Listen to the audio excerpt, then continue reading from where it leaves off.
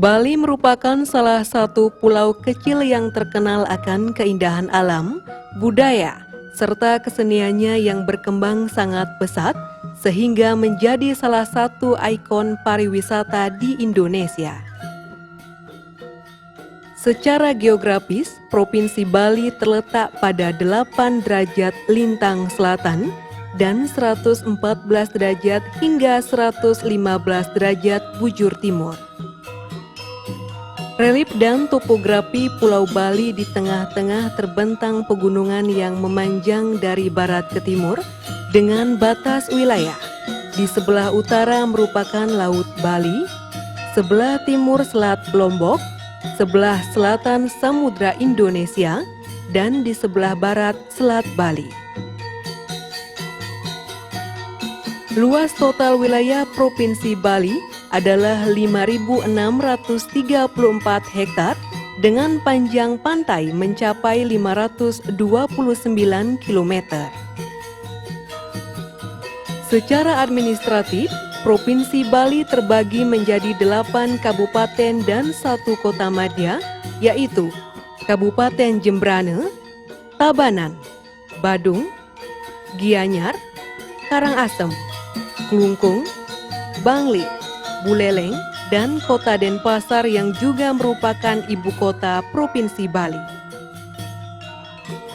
Selain Pulau Bali, Provinsi Bali juga terdiri dari pulau-pulau kecil lainnya, seperti Pulau Nusa Penida, Nusa Lembongan, dan Nusa Ceningan di wilayah Kabupaten Klungkung, dan Pulau Serangan di wilayah Kota Denpasar, dan Pulau Menjangan di Kabupaten Buleleng. Jumlah penduduk Provinsi Bali menurut sensus tahun 2012 sekitar 3.686.665 jiwa, yang berarti kepadatan penduduk setiap kilometer perseginya sekitar 654 orang. Agama yang dipeluk masyarakat Bali sebanyak 91% adalah agama Hindu, sisanya adalah pemeluk agama Islam, Kristen, dan Buddha. Provinsi Bali merupakan daerah pegunungan dan perbukitan yang meliputi sebagian besar wilayah. Karena Pulau Bali dikenal dalam bidang pariwisatanya, maka tak pelak sektor tenaga kerja pada bidang pariwisata menempati urutan pertama, yaitu sebanyak 27%, yang disusul kemudian dalam bidang pertanian serta jasa lainnya.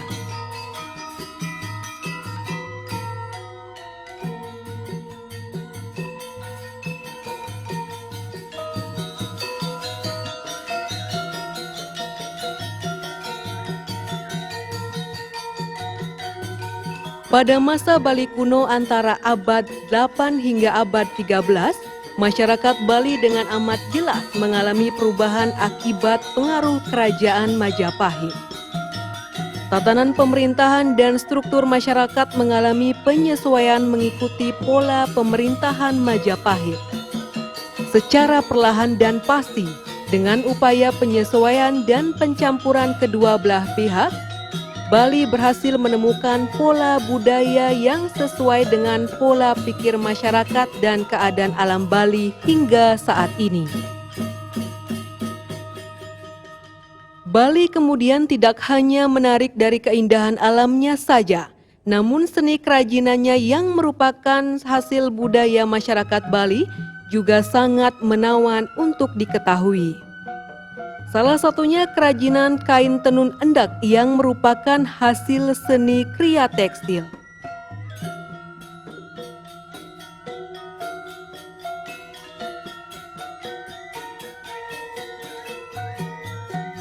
Seni tenun merupakan hasil kerajinan manusia di atas bahan kain yang terbuat dari benang, serat kayu, kapas, dan lain-lain dengan cara memasukkan benang secara melintang pada lungsi, yakni jajaran benang yang terpasang membujur.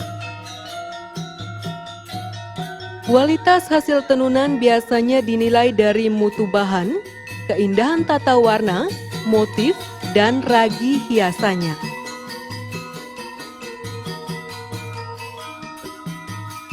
Seni tenun ini sangat berkaitan erat dengan sistem pengetahuan, budaya, kepercayaan, lingkungan alam, dan sistem organisasi sosial masyarakat pemilik budaya pertenunan. Karena hal tersebut pula, maka pertenunan di masing-masing daerah di Bali menjadi berbeda-beda. Untuk diketahui juga, kain tenun di sini bukan hanya buah keterampilan turun-temurun bagi masyarakat, melainkan juga bentuk identitas kultural dan artefak ritual. Berdasarkan jejak sejarah, menenun endek sudah dilakoni masyarakat Bali sejak zaman pemerintahan dalam Watu Renggong di Gel-Gel Klungkung sekitar abad ke-16, bahkan disinyalir jauh sebelum zaman tersebut, karena waktu itu kerajaan Gel-Gel dianggap sebagai pusat kerajaan yang ada di Bali. Berdirinya kerajaan-kerajaan kecil di wilayah Bali seperti Negara, Tabanan, Mengui, Buleleng, Badung, Karangasem membawa dampak sebaran kerajinan tenun endek di Bali semakin luas dengan corak dan motif yang beragam. Karena sebaran kerajaan di Bali cukup banyak, hal ini berpengaruh juga terhadap sebaran endek yang ada di Bali, serta corak kain tenun endek di Bali yang berbeda-beda di setiap wilayah di Bali. Berdasarkan beberapa penelitian mengenai kain tenun endek yang ada di Bali, disebutkan bahwa sampai sekitar tahun 1930-an, kegiatan kerajinan tenun endek masih dilakoni oleh para perempuan dari keluarga bangsawan atau kaum puri. Hal ini dikarenakan para perempuan sebelum hingga masa tersebut memiliki banyak pembatasan dalam berkegiatan. Proses berkesenian dan berkreasi tenun ini ternyata juga mempunyai situasi pasang surut akibat persoalan dunia. Sebut saja akibat Perang Dunia Kedua, keberadaan menenun di Bali mengalami kemunduran. Hingga situasi politik dan ekonomi berkembang sekitar tahun 1950-an, kegiatan menenun ini kembali muncul. Setelah tahun 1966, kerajinan tenun endek ini mulai menunjukkan geliatnya dengan berdirinya industri-industri kecil kain tenun endek. Kain endek bukan hanya berfungsi sebagai penutup tubuh atau busana, tapi juga mencerminkan aspek keindahan spiritual karena kaya akan simbol dan makna. Selain itu, menunjukkan juga identitas kelompok masyarakat pendukungnya.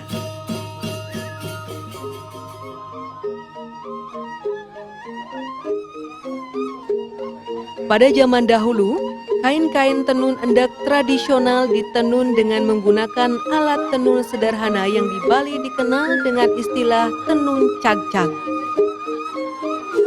Namun kini, sejalan dengan peralihan zaman, alat tenun cagcag tersebut telah berubah peralatannya menjadi alat tenun bukan mesin atau ATBM dengan tetap mempertahankan kualitas kehalusan dan hasil akhirnya.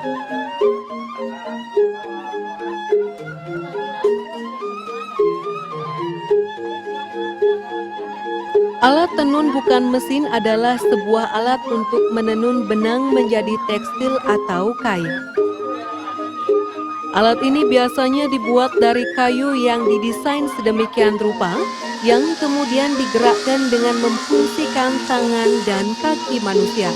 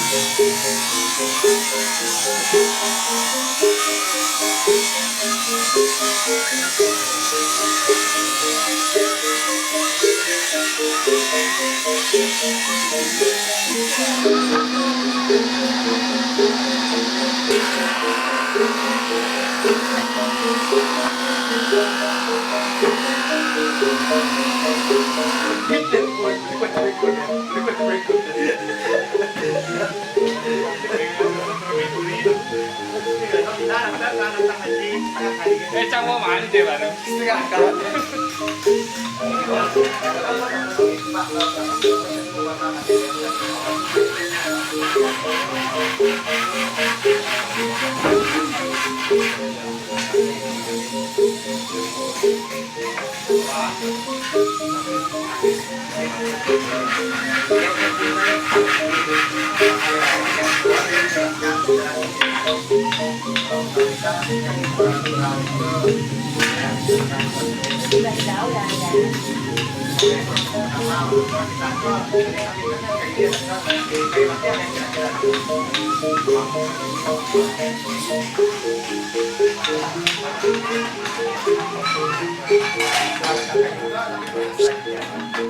Betul jemaat betul.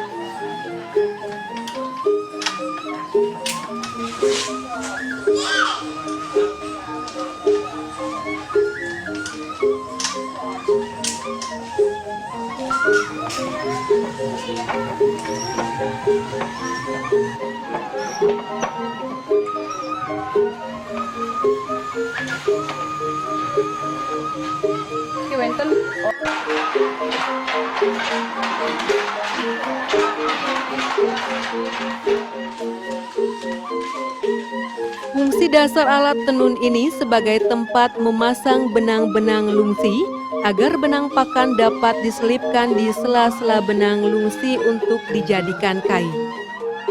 Secara umum, bentuk dan mekanisme alat tenun dapat berbeda-beda, namun fungsi dasarnya tetap sama.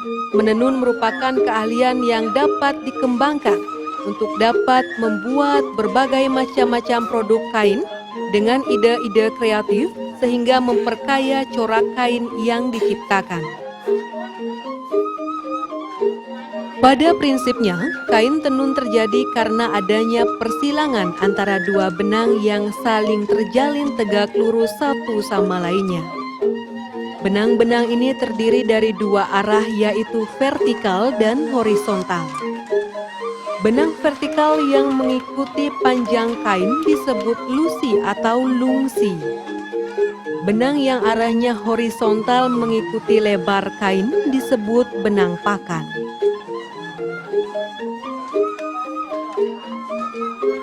Proses pembuatan kain tenun secara keseluruhan terdiri dari 18 sampai 20 tahapan, namun secara garis besar dapat dikelompokkan ke dalam 3 tahap, yaitu proses pengolahan benang tenun lusi, pengolahan benang pakan, serta penenunan.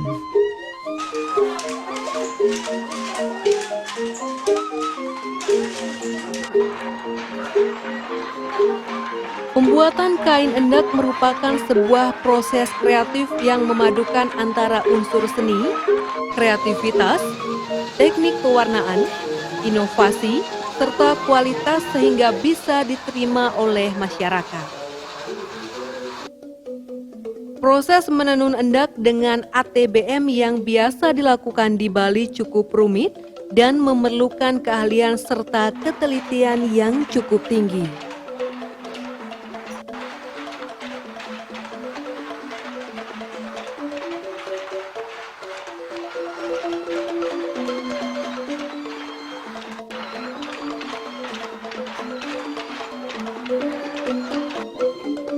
Berbagai proses kreatif dilakukan mulai dari penciptaan motif, teknik pewarnaan, pemilihan benang, hingga proses pemintalan.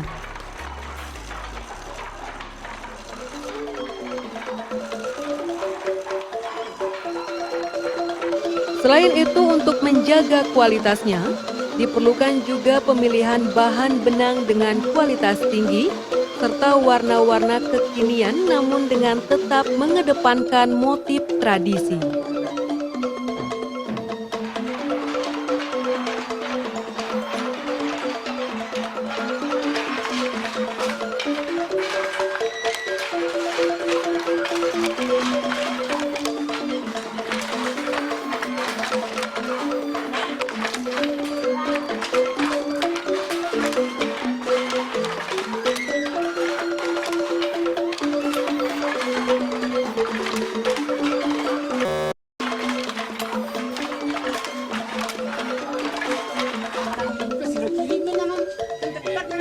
Pada proses pengolahan benang lusi dilakukan pertama, yaitu proses pengkelosan yang berarti kelos atau memintal yang berfungsi untuk memudahkan dalam menata benang. Pada proses ini benang dipintal menjadi gulungan-gulungan kecil. Dari satu pak benang dengan berat 5 kg akan menjadi 30 buah kon benang yang sudah tergulung.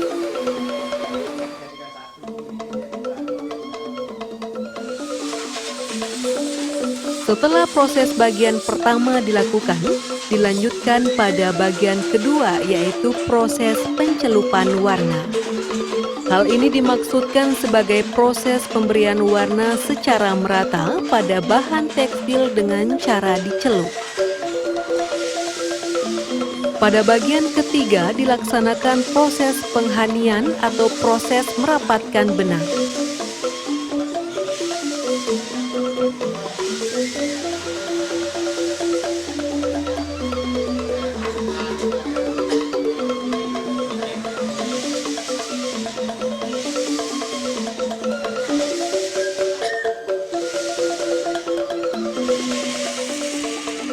Pada bagian ini dilakukan dengan mengatur dan menggulung benang lusi pada boom tenun dengan sistem penggulungan sejajar. Tujuan proses penghanian adalah agar proses selanjutnya dapat berjalan dengan lancar. Oleh karena itu, seluruh benang yang digulung harus sama panjang dan lebarnya yang pada umumnya adalah 3.600 helai benang.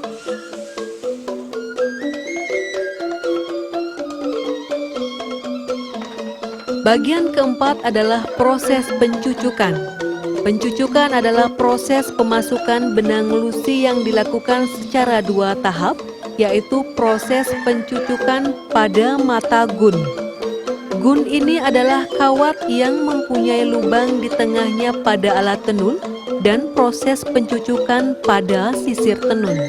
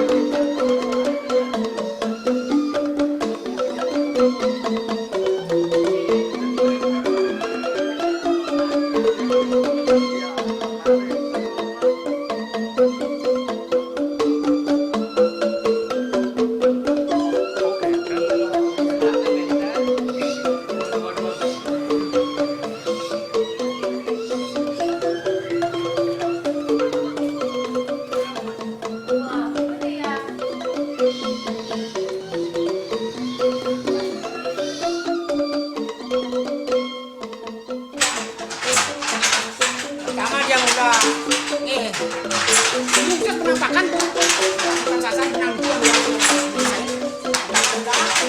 udah membuat dia kemudian buat desain dia apa yang akan dibuat udah keempat dia mengikat pakai tali yang pernah turun ikatan di sana di atas. Setelah ngikat ke keempat itu, setelah ngikat itu mencelup dia. Yang ikatannya kan tidak kena warna dia. Kelima baru mencelup. Pertama kita buka ikatan. Kalau di ikatan itu kita membuat warna. Potong yang tali hijau ganti dengan warna merah silakan. Yang tali kuning ganti dengan yang putih, yang merah silakan. Itu pemotongan tali itu sekarang sama sekali. Setelah motong ke-6 dan itu nyatri wasnya. Kalau nyatri bisa nyelup bisa kan itu. Sudah ketujuh nikah prosesnya bisa 2 kali sampai 3 kali. Nyatri dan motong tuh kalau potongan 3 kali, potong 3 kali, nyatri 3 kali itu saja memakan waktu 6. Pada benang pakan juga dilakukan beberapa bagian proses antara lain, bagian proses pengkelosan yaitu berupa penggulungan benang ke dalam kon. Bagian selanjutnya adalah pemidangan, yaitu benang yang sudah dikelos dimasukkan ke dalam rak benang. Kemudian ditata ke dalam penamplik untuk menghitung jumlah putaran atau tumpukan dengan tujuan untuk menentukan besar kecilnya motif yang kita inginkan.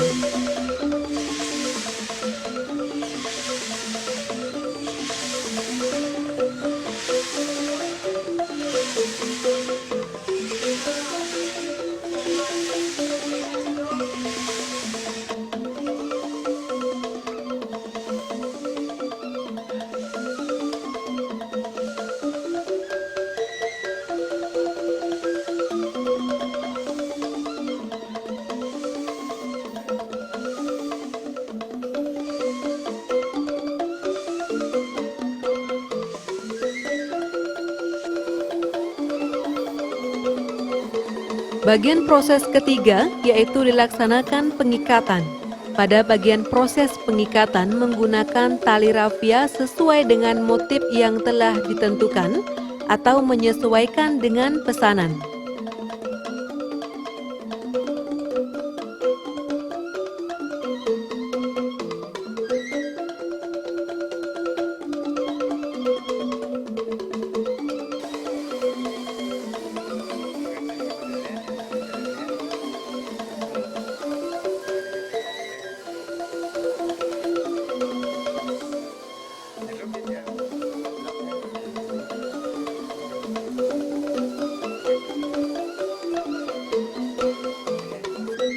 Teknik ikat atau endak berarti mengikat bagian-bagian benang dengan tujuan agar ketika dicelup tidak terkena warna celupan, sementara bagian lain dibiarkan agar terwarnai saat dicelupkan. Hasil yang diperoleh adanya perbedaan warna yang membentuk motif kain tenun endak tersebut.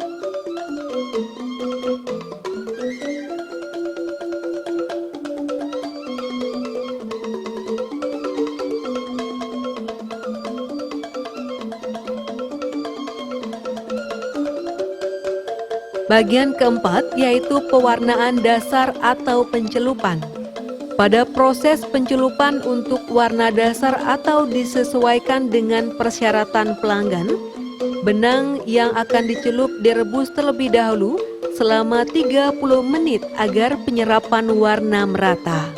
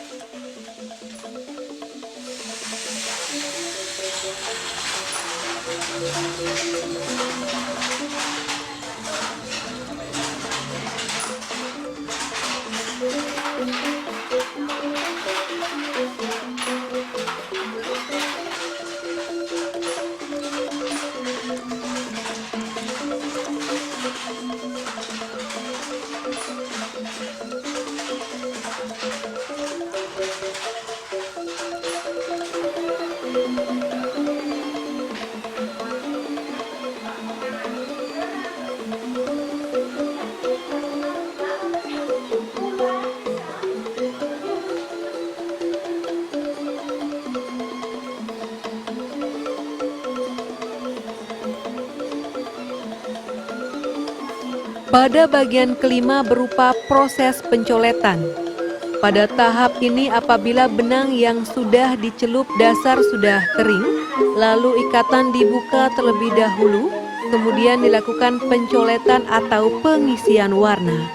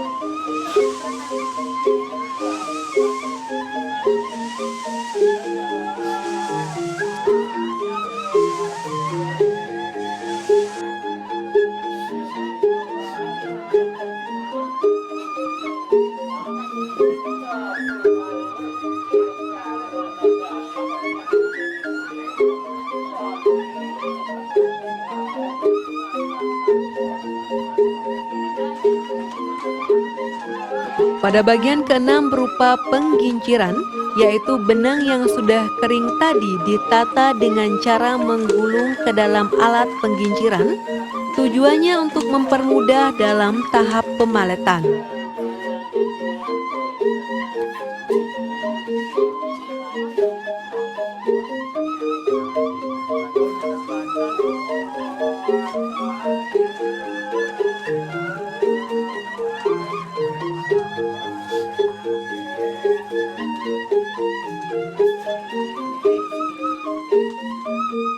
Pada bagian ketujuh yaitu proses pemaletan. Pada proses pemaletan adalah menggulung benang pakan yang sudah selesai digincir ke dalam palet agar memudahkan memasukkan benang ke dalam sekoci.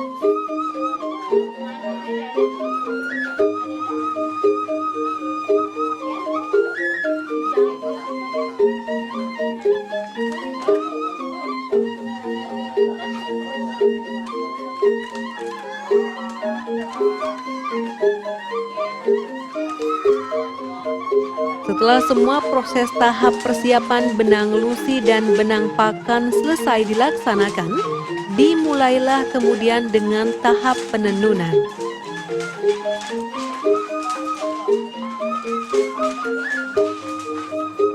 Pada proses yang dilakukan saat penenunan, kain tenun disusun dari benang lusi dan benang pakan yang membuat silangan-silangan tertentu yang membentuk sudut 90 derajat satu sama lainnya. Disinilah kemudian alat tenun bukan mesin atau ATBM difungsikan sehingga setiap helai benang lusi dengan benang pakan dirajut sedemikian rupa sehingga berubah kemudian menjadi sehelai kain tenun endap.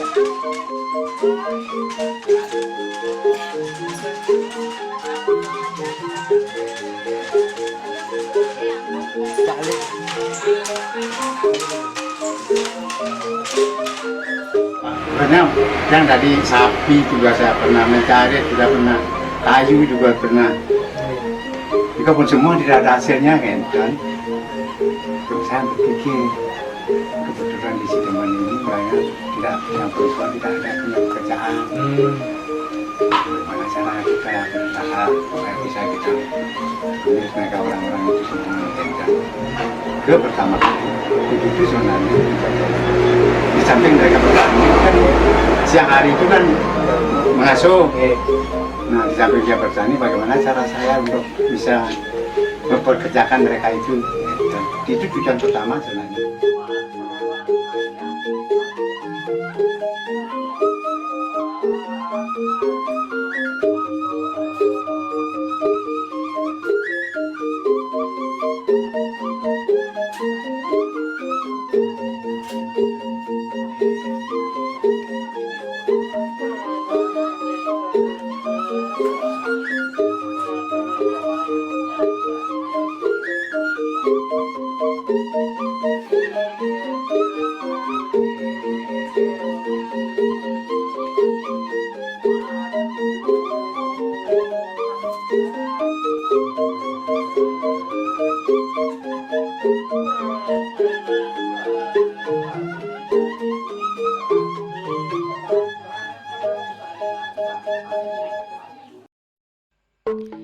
Kini, kain endek bukan hanya dipakai oleh mereka dari kaum bangsawan, namun setiap orang bisa memakai kain endek dengan corak dan teknik pewarnaan yang beragam sesuai dengan perkembangan zaman dan keinginan konsumen.